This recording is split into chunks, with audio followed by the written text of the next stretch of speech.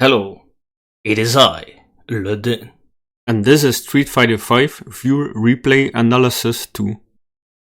In this series I will go over the replays that you can submit to me, and I will try to go over the do's and don'ts and where you can improve. If you want to submit a replay to me, you can do it in the comment section or on the Ibuki Discord. When I do a replay analysis of a match, the first thing I do is just watch the match and write things down that stand out. For the case of this video, I will write them down at the bottom of the screen. If you want, you can pause the video and read them. I will also repeat the main points in the second part of the video.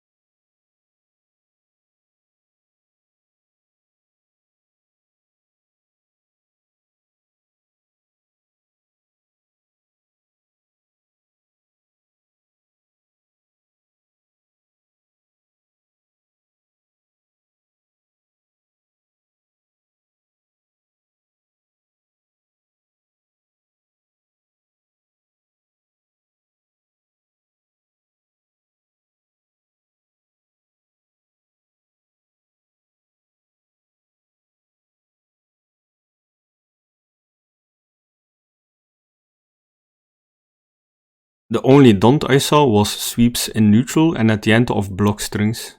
From the footage I saw, I think you do it for the crush counter jump kunai setup, but sweep in neutral and at the end of block strings is really something you shouldn't use.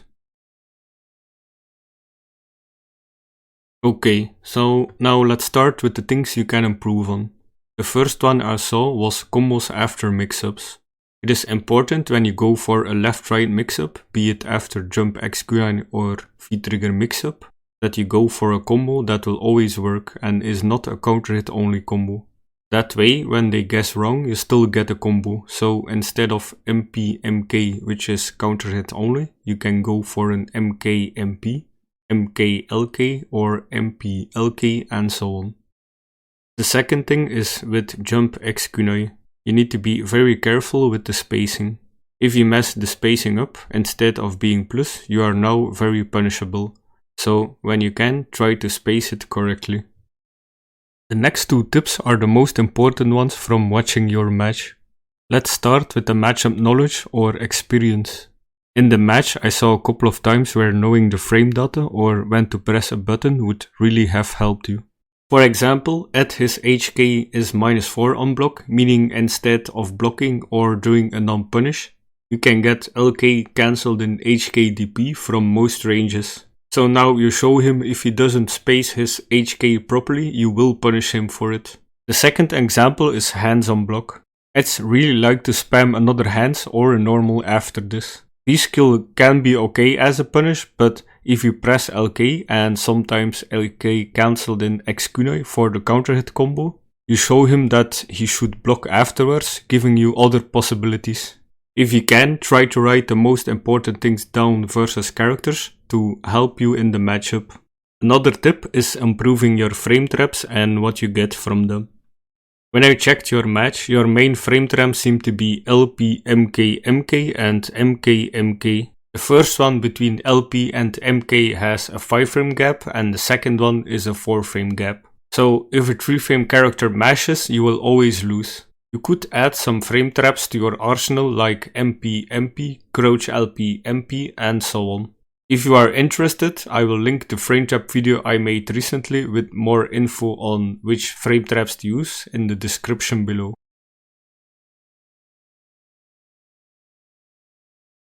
The last part is about the mental game. I noticed in a certain situation you would press a lot of buttons. It might have to do with what I call a panic situation or just an autopilot. It's good to think what the risk versus reward is in those situations. For example, if the opponent does 2 buttons and you are now out of range, if you press a crouch medium kick, the reward is 60 damage. If the opponent waits a bit and then does a whiff punish, he gets 150 damage or more. It's all about the risk versus reward, and sometimes doing nothing and watching the opponent can net some big damage. The last small tip is awareness. For example, you had the add player in the corner and you activated V-trigger. Since he has bar here, there is a big chance he will V-reversal, which he did. Instead of him being out of the corner and you in the corner, you probably would have won the round right there. So try to think on what you would have done in that situation.